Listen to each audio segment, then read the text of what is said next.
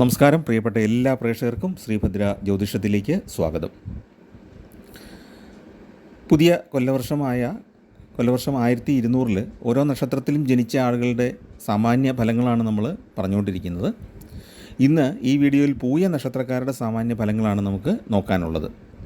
ഈ പൂയ നക്ഷത്രം കർക്കിടകക്കൂറിൽ ഉൾപ്പെടുന്ന നക്ഷത്രമാണ്. കർക്കിടകക്കൂറുകാരെ സംബന്ധിച്ച് ശനി അഷ്ടമത്തിലാണ് ഇപ്പോൾ സഞ്ചരിക്കുന്നത്, വക്രത്തിലാണ്. പക്ഷേ കുംഭം രാശിയിലാണ് സഞ്ചരിക്കുന്നത് എന്നുള്ളൊരു പ്രത്യേകതയും ഉണ്ട്. അപ്പോൾ മീനം 15-ാം തീയതി ആകുമ്പോഴത്തേക്കും, അതായത് 2025 മാർച്ച് 29 ആകുമ്പം ശനി കുംഭൻ രാശിയിൽ നിന്ന് മീനൻ രാശിയിലേക്ക് പകരും, അല്ലെങ്കിൽ അങ്ങോട്ട് രാശി മാറും. വ്യാഴം ഇപ്പോൾ ലാഭഭാവമായ 11 കൂടെയാണ് സഞ്ചരിക്കുന്നത്, അതായത് ഇടവം രാശി കൂടെയാണ് വ്യാഴം സഞ്ചരിച്ചുകൊണ്ടിരിക്കുന്നത്.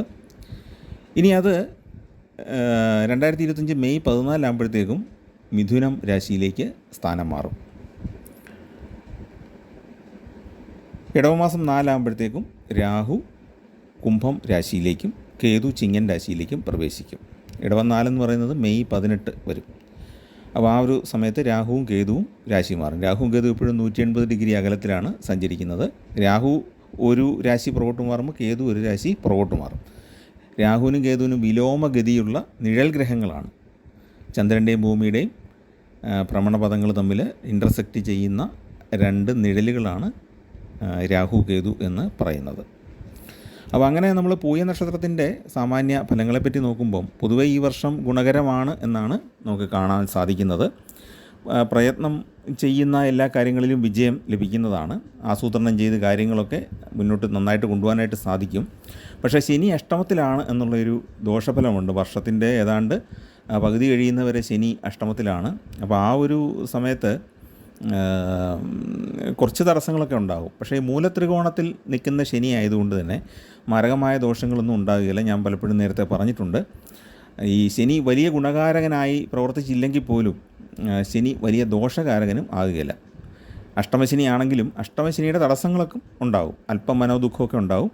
എങ്കിലും വലിയ ദോഷങ്ങളും വലിയ തട്ടുകേടില്ലാതെ മുന്നോട്ട് പോകാനായിട്ട് സാധിക്കും. പിന്നെ ശനി മീനം പകുതി ആകുമ്പോഴത്തേക്ക് 9-ാം ഭാവത്തിലേക്ക് വരും. അപ്പോൾ 9-ൽ ശനി എന്ന് പറയുന്നത് കുറച്ചുകൂടെ ഗുണകരമാണ്. പിന്നെ ശനി വരുന്നത് വ്യാഴക്ഷേത്രത്തിലേക്കാണ്. വ്യാഴവും ശനിയും സമഗ്രഹങ്ങളായതുകൊണ്ട് തന്നെ മീന രാശിയിലേക്ക് ശനി വരുമ്പം വലിയ പ്രശ്നങ്ങളൊന്നും ഉണ്ടാകുകയില്ല. 9-ലെ ശനിയുടെ കുറേ ഗുണഫലങ്ങൾ കിട്ടുകയും ചെയ്യും. അപ്പോൾ അങ്ങനെ നമ്മൾ പൊതുഫലങ്ങളെപ്പറ്റി നോക്കുമ്പോൾ ജോലി സ്ഥലത്ത് നല്ല രീതിയിൽ പെർഫോം ചെയ്യാൻ സാധിക്കും. മേലധികാരികൾക്കൊക്കെ ഒരു പ്രീതി ഉണ്ടാകും. ചിലപ്പോൾ ഒരു പ്രൊമോഷനോ ടീം ലീഡറായിട്ട് നിയമിക്കാനോ ഒക്കെ സാധ്യതയുണ്ട്. ഗവൺമെൻറ്റിലൊക്കെ ആണെങ്കിൽ ഗ്രേഡ് പ്രൊമോഷൻസൊക്കെ ലഭിച്ചേക്കാം. നമുക്ക് പുതിയ പുതിയ പരിഷ്കാരങ്ങൾ നമ്മുടെ ജീവിതത്തിലേക്ക് കൊണ്ടുവരാനായിട്ട് സാധിക്കും. അതായത് നമുക്ക് കുറച്ചുകൂടെ സംസ്കാര സമ്പന്നരാകാനായിട്ട് സാധിക്കും. നമുക്ക് ഒരു ഗ്രേഡ് ജീവിതത്തിൽ മുന്നോട്ട് പോകാനായിട്ട് സാധിക്കും. കുറച്ചുകൂടെ നമ്മുടെ ജീവിത നിലവാരം ഉയർത്താനായിട്ട് സാധിക്കുന്നതാണ്. ഗവേഷകർക്കും സാങ്കേതിക വിദഗ്ധർക്കൊക്കെ അനുകൂലമായ കാലഘട്ടമാണ്. നമ്മൾ പല കാര്യങ്ങളും ജീവിതത്തിൽ നിന്ന് പഠിക്കുന്ന ഒരു കാലഘട്ടവും കൂടിയാണ്. ആ പഠനങ്ങൾ തുടർന്നുള്ള ജീവിതത്തിൽ ഒരുപാട് ഗുണകരമായിട്ട് മാറും.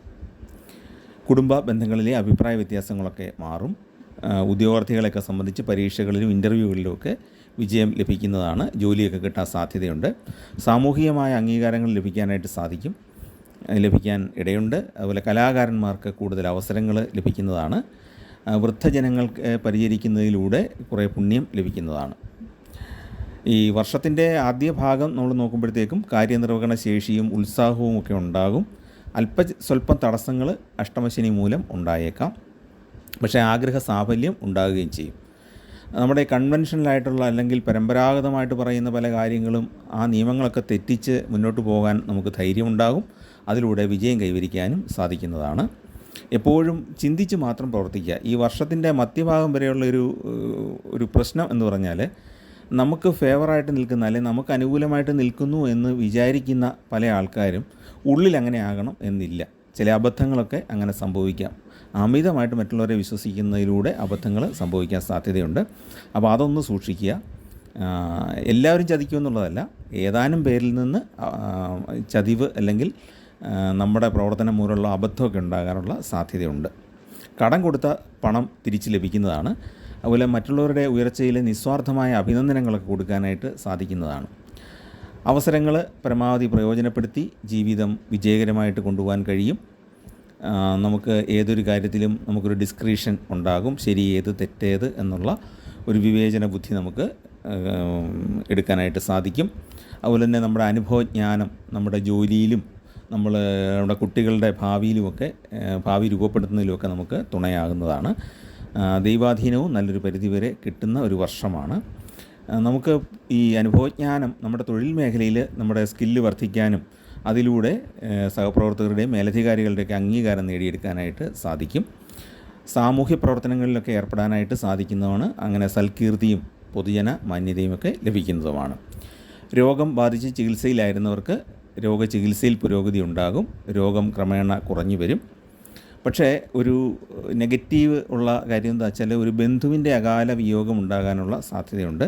അതല്പം മനോവിഷമൊക്കെ ഉണ്ടാക്കും. നഷ്ടപ്പെട്ടു എന്ന് കരുതുന്ന പല രേഖകളും തിരിച്ചു കിട്ടാനുള്ള യോഗമുണ്ട് ഈ വർഷം. ഒപ്പം ജോലി ചെയ്യുന്നവരുടെ സഹകരണമൊക്കെ ജോലിയിൽ ഉണ്ടാകുന്നതാണ്. കരാറുകാരെ സംബന്ധിച്ച് പുതിയ കരാറുകളൊക്കെ ഒപ്പുവെക്കാനായിട്ട് സാധിക്കും.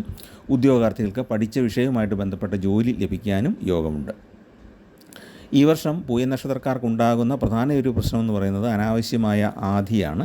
അപ്പോൾ ആ ആധി ഒഴിവാക്കിയാൽ അവർക്ക് പല പ്രശ്നങ്ങളിൽ നിന്നും മോചനം നേടാൻ സാധിക്കും. നമ്മളെ വല്ലാതെ ആധി പിടിക്കുമ്പോൾ യുക്തിപൂർവ്വമായിട്ടൊരു തീരുമാനം എടുക്കാൻ പറ്റാതെ വരും. അപ്പം അങ്ങനെ വലിയ ടെൻഷൻ ഉണ്ടാകുമ്പം ഒന്ന് മാറിയിരുന്ന് ചിന്തിക്കുക. വേണമെങ്കിൽ ഒരു ദിവസത്തെ ഒരു ലീവ് എടുത്തിട്ട് ഒന്ന് മാറിയിട്ട് ഒരു ചെറിയ പിക്നിക്കോ ഒരു ചെറിയ യാത്രയൊക്കെ പോയിട്ട് മനസ്സിനെ ഒന്ന് ഫ്രഷ് ആക്കിയിട്ട് ചിന്തിച്ച് തീരുമാനം എടുക്കുക. പെട്ടെന്ന് എടുക്കുന്ന തീരുമാനങ്ങൾ ഈ സമയത്ത് അബദ്ധങ്ങൾ ഉണ്ടാക്കിയേക്കാം. ആർഭാടങ്ങൾക്ക് നിയന്ത്രണം ഏർപ്പെടുത്താൻ സാധ്യതയുണ്ട്. ആത്മീയ കേന്ദ്രങ്ങളുമായിട്ട് ബന്ധപ്പെട്ട പ്രവർത്തനങ്ങളിലൊക്കെ ഏർപ്പെടാനുള്ള സാധ്യതയുണ്ട്. കുടുംബത്തിലെ അഭിപ്രായ വ്യത്യാസമൊക്കെ പരിഹരിച്ച് ബന്ധുക്കളുമായിട്ടും സുഹൃത്തുക്കളുമായിട്ടും കുട്ടികളുമായിട്ടും ജീവിത പങ്കാളിയായിട്ടൊക്കെ നല്ല ബന്ധത്തിൽ മുന്നോട്ട് പോകാനായിട്ട് സാധിക്കും. ഈ ശനിയുടെ മൂവ്മെൻ്റ് അനുസരിച്ച് അല്പസ്വല്പമൊക്കെ വഴക്കുകളൊക്കെ ഉണ്ടാകാനുള്ളൊരു സാധ്യതയുണ്ട്. അതുപോലെ ചൊവ്വ പല രാശികളിൽ മാറി മാറി വരുമ്പോഴത്തേക്കും കുറച്ച് സംഘർഷങ്ങളൊക്കെ അത് സൃഷ്ടിച്ചേക്കാം. എങ്കിലും പൊതുവേ നോക്കുമ്പോൾ ഈ വർഷം സാമാന്യം ഗുണകരമായിട്ട് തന്നെയാണ് കാണുന്നത്. ധർമ്മപ്രവൃത്തികൾ, പുണ്യപ്രവൃത്തികൾ, പാവപ്പെട്ട വിദ്യാർത്ഥികളെ സഹായിക്കുക, ഇങ്ങനെയുള്ള പല കാര്യങ്ങളും ചെയ്യാനായിട്ട് സാധിക്കും. പിന്നെ വർഷത്തിൻ്റെ മധ്യത്തിന് ശേഷം വാഹനം വാങ്ങാനുള്ള യോഗമുണ്ട്. ഇപ്പം നിലവിൽ വാഹനം ഉണ്ടെങ്കിൽ അതൊന്ന് മാറ്റി വാങ്ങിക്കാനൊക്കെ തീരുമാനിക്കാൻ സാധ്യതയുണ്ട്. അതുപോലെ തന്നെ വീട് പണി പൂർത്തിയാക്കാൻ സാധിക്കും. അല്ലെങ്കിൽ പുതിയൊരു വീട് വെക്കുന്നതിനെപ്പറ്റി പ്ലാൻ ചെയ്ത് മുന്നോട്ട് പോകാനായിട്ട് സാധിക്കും. സമാന ചിന്താഗതിയിലുള്ള ആൾക്കാരുമായിട്ട് ഒത്തുചേർന്ന് പല നല്ല കാര്യങ്ങളും ചെയ്യാനായിട്ട് സാധിക്കുന്നതാണ്. ശ്രമകരമായ കുറേ പ്രവർത്തനങ്ങൾ അത് ഏതാണ്ട് വർഷത്തിൻ്റെ മുക്കാൽ ഭാഗം കഴിയുമ്പോഴത്തേക്കും അതെല്ലാം നല്ല ഫലപ്രാപ്തിയിലേക്ക് എത്തുന്നതാണ്. ഈ ടെക്നോളജി രംഗത്ത് പ്രവർത്തിക്കുന്ന ആൾക്കാരെ സംബന്ധിച്ച് അവർക്ക് പേറ്റൻ്റൊക്കെ എടുക്കാനുള്ള പല കണ്ടുപിടുത്തങ്ങളും ചെയ്യാനായിട്ട് സാധിക്കും. കുടുംബത്തിലെ കുട്ടികൾക്ക് വിദ്യാഭ്യാസപരമായ പുരോഗതി ഉണ്ടാകും. മക്കളെ ഓർത്ത് അഭിമാനിക്കാനുള്ള ചില സന്ദർഭങ്ങൾ ഉണ്ടാകുന്നതാണ്. സമ്മാന പദ്ധതികളിലും നറുക്കെടുപ്പിലുമൊക്കെ വിജയിക്കാനുള്ള സാധ്യതയുണ്ട്. പിന്നെ പ്രവർത്തന മണ്ഡലങ്ങളിലെ കാലാനുസൃതമായ മാറ്റങ്ങൾ വരുത്തേണ്ടി വരും.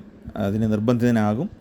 തലമുറ മാറ്റം അനുസരിച്ച് നമ്മുടെ പ്രവർത്തന മേഖലയിലും പ്രത്യേകിച്ച് മധ്യവയസ്സ് കഴിഞ്ഞ ആൾക്കാരെ സംബന്ധിച്ച് നമ്മുടെ ആ പ്രവർത്തന രീതിയിൽ കുറച്ച് മാറ്റം വരുത്തേണ്ടി വരും. ചെറുപ്പക്കാരെ സംബന്ധിച്ച് നിലവിൽ കമ്പനിയിലുള്ള അല്ലെങ്കിൽ നിലവിൽ നമ്മൾ ജോലി ചെയ്യുന്ന സ്ഥാപനങ്ങളിലുള്ള സാഹചര്യങ്ങളുമായിട്ട് പൊരുത്തപ്പെടാൻ വേണ്ടിയിട്ട് കുറച്ച് കാര്യങ്ങളൊക്കെ പുതുതായിട്ട് പഠിക്കേണ്ടതായിട്ടൊക്കെ വരുന്നതാണ്. വർഷാവസാനമാകുമ്പോൾ ഒരുപാട് കാര്യങ്ങൾ ഒന്നിച്ച് ചെയ്യാനുള്ള ചില നിയോഗങ്ങളുണ്ടാകും. അപ്പോഴും നമുക്ക് ആധി പിടിക്കാതെ സമാധാനത്തോടെ ഓരോന്നായിട്ട് ചെയ്തു തീർക്കുക, അതാണ് ചെയ്യേണ്ടത്.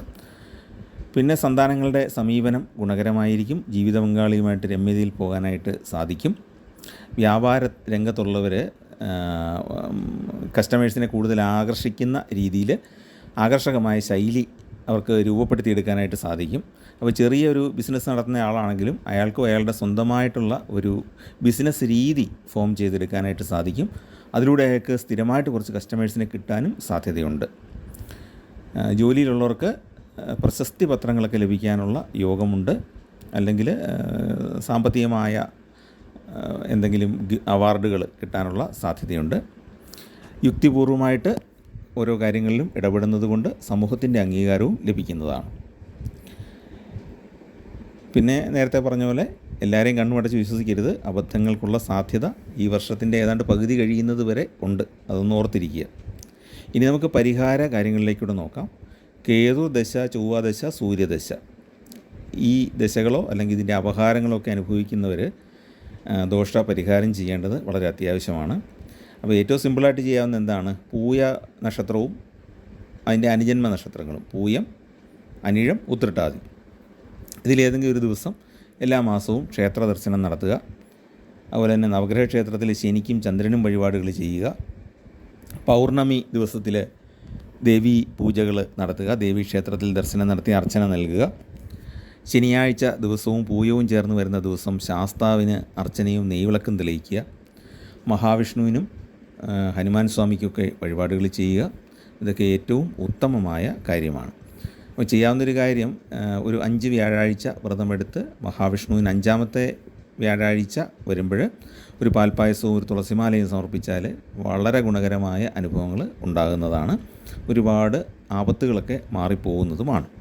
അപ്പോൾ ഈ വർഷം വലിയ ദോഷങ്ങൾ ഒന്നും പറയാനില്ല, എങ്കിലും പരമാവധി ഐശ്വര്യം ഉണ്ടാകാനുള്ള രീതിയിൽ നമുക്ക് ചെയ്യാൻ കഴിയുന്നതാണ്. പിന്നെ മറ്റ് അരയാൽ പ്രദക്ഷിണമൊക്കെ ചെയ്യുന്നത് നല്ലതാണ്. പൂയം നക്ഷത്രക്കാർക്ക് വളരെ ഗുണകരമാണ് ആൽ പ്രദക്ഷിണം ചെയ്യുന്നത്. പിന്നെ വിഷ്ണു ഭഗവാനുള്ള വഴിപാടുകൾ ഏതായാലും തീർച്ചയായിട്ടും ചെയ്യേണ്ടതാണ്. അപ്പോൾ ഇങ്ങനെയൊരു 5 വ്യാഴാഴ്ച എന്ന് വ്രതമെടുക്കുകയോ അല്ലെങ്കിൽ നമുക്ക് നമ്മുടെ ജീവിത സാഹചര്യത്തിലെ സൗകര്യങ്ങളനുസരിച്ച് അത് ക്രമപ്പെടുത്താവുന്നതാണ്. 5 വ്യാഴാഴ്ച അല്ലെങ്കിൽ 9 വ്യാഴാഴ്ച എന്നൊക്കെ പറഞ്ഞു കഴിഞ്ഞാൽ അതനുസരിച്ച് ചെയ്യണം. ഒരു വ്രതം നമ്മൾ നിശ്ചയിച്ച് കഴിഞ്ഞിട്ട് തെറ്റിക്കുന്നത് ശരിയല്ല. അതുകൊണ്ട് തന്നെ നമുക്ക് സിമ്പിളായിട്ടുള്ള വ്രതങ്ങൾ എടുക്കുന്നതാണ് നല്ലത്. അപ്പോൾ അങ്ങനെ നമുക്ക് ദോഷങ്ങൾ നല്ലൊരു അളവ് വരെ ഒഴിവാക്കി നിർത്താനായിട്ട് സാധിക്കുന്നതാണ്. അപ്പോൾ ഇതാണ് പൂയം നക്ഷത്രക്കാരുടെ സാമാന്യ ഫലങ്ങളായിട്ട് ചുരുക്കത്തിൽ പറയാനുള്ളത്. അപ്പോൾ ഇതിൽ ഒരു 3/4 പങ്ക് നിങ്ങൾക്ക് അനുഭവിക്കാൻ ഇടവരുന്നതാണ് എന്നാണ് എൻ്റെ വിശ്വാസം, ഗണിച്ച് നോക്കിയതിൽ.